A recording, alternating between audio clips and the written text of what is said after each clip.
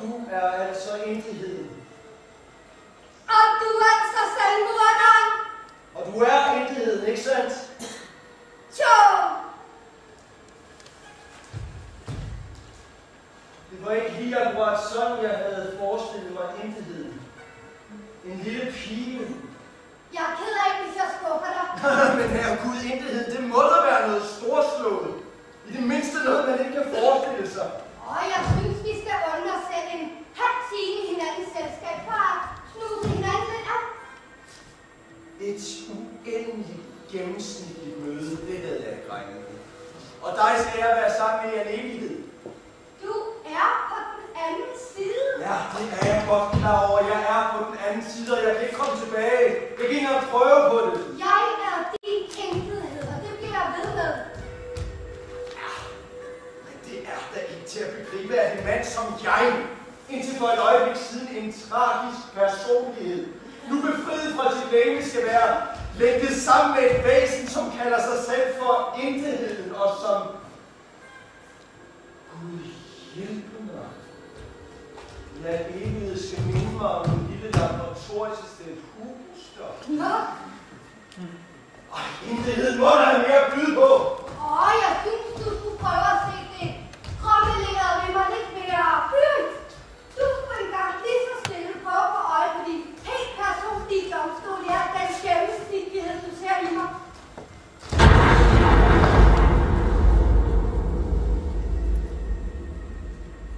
Så det vil med andre ord sige, at al den kedsommelighed, som jeg kommer til at opleve i dit selskab, uafladeligt, uundgåeligt, det skal jeg opfatte som mit purgatorium.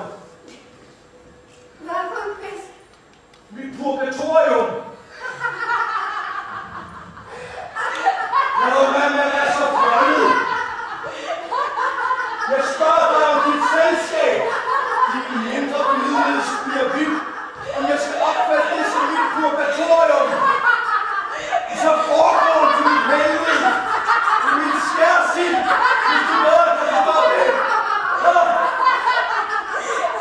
Du er uddannet. Intetheden er en folkelig spes, fjollet, kedsommelig og uddannet. Og det er alt sammen størrelse, jeg godt kender til. Men én ting er det ikke. Den store intethed. Og ved du hvad? Det er ikke fordi, det morer mig. Jeg havde forventet noget ophold. Jeg føler mig taget i næsen af intethed. Enhver får den evighed, som han fortjener. Jamen, så må der være tale om en misforståelse. Jeg er manden, som opfandt drømmeelektrografien. Jeg var søvnforsker nummer 1.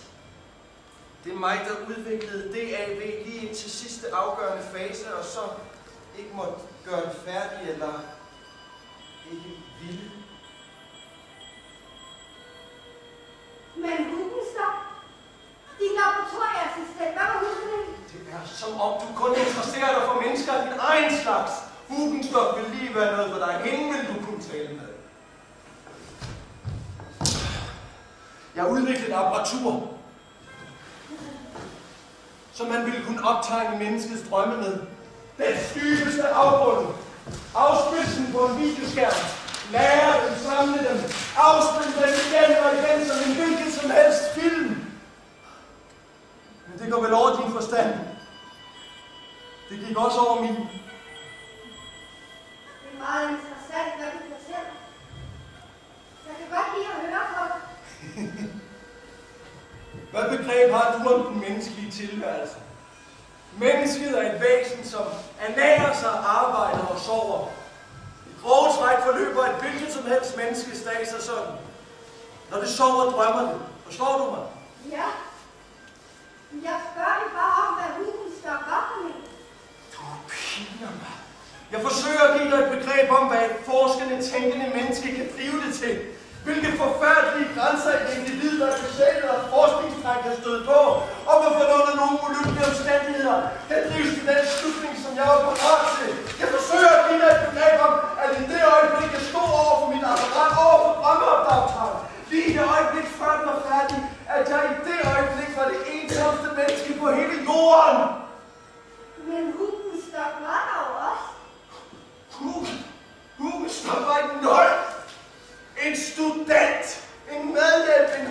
trænger. Og oven i købet en klods med jord. Men bedre end ingenting. Ingenting. Godt, godt, som du vil. Sæt dig ned.